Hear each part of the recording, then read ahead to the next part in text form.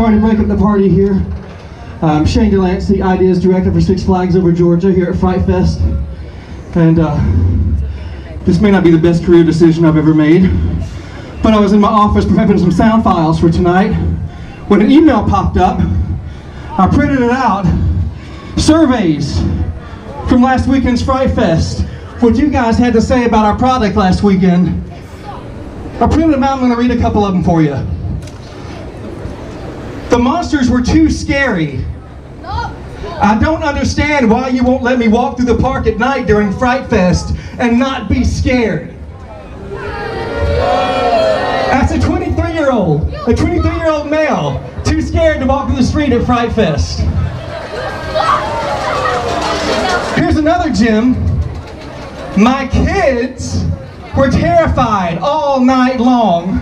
Shame on you, Six Flags, for making Fright Fest such a scary place for my 4- and 7-year-olds. It's called Fright Fest. We got zombies, vampires with blood all over them. It's not exactly a family environment.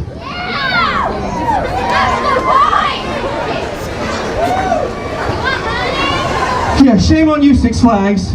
Too scary during Fright Fest. It goes on and on. It's the same thing every year. Moaning, whining, complaining. Well, guess what?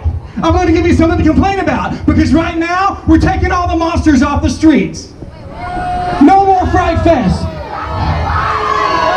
Boo! Go boo yourselves, because you're the ones who did it. You complain if we got monsters. You complain if we don't have monsters. Why don't you just enjoy the night and shut your mouth? So go ahead, boo yourselves all night long if you want to. Fright Fest is done. Can't wait to see your comments next weekend. JC, I said cut the music. Fright Fest is done.